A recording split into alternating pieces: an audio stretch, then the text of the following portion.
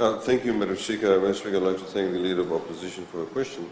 Madam Speaker, these termites, or the Asian Subterranean Termites, are predominantly in Lautoka and Labasa, as we've seen. It's obviously a new species that's come in. Obviously, this is why we need to protect our biodiversity. It is exotic to Fiji, and as we know, feeds on timber and other wooden products. It has obviously had a negative intervention into the biodiversity.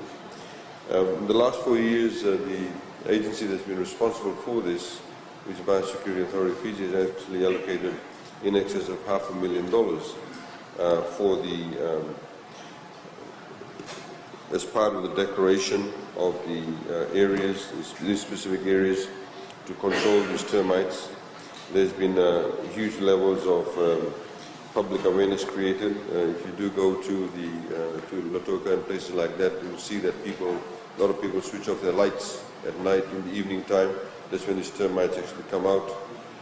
That's when they actually mate. In fact, they mate whilst flying around. They are, just as an interesting piece of information, these termites actually are buried very deeply in the soil, and that's why it's very hard to get to. They nest about 6 to 18 feet underground and branch out in all directions in search for food. There are 4 types of these termites. One is the soldier, which is actually sterile, protects the colony. You have the workers, which is also sterile, brings food to the queen. They have a queen. The queen, which is the adult female, which only reproduces and are found under the soil, making them difficult to locate. And then you have the drones, which is the adult male that reproduce with the queen. It's quite interesting, but of course a very dangerous group of these insects. And what has actually happened, Madam Speaker, we've had a number of newspaper articles, television advertisements, radio talkback shows, and of course awareness through visitations. We've been to villages, schools, business houses, carnival booths, island resorts, and what have you, Madam Speaker. There's also been mobile awareness that's been created where BAF actually goes around. They in fact literally go around using a hailer to advise residents of the do's and don'ts during the AST, or the Asian termite swarming period.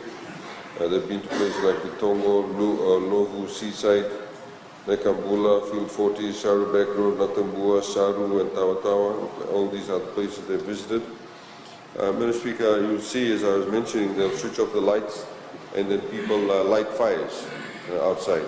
And the whole idea is to attract these flying termites to the fire where they can actually get incinerated, literally. So, Madam Speaker, this is the type of public awareness that's been created. We also have hotlines. We also have a website that people can go to and get information. Thank you, Madam Speaker.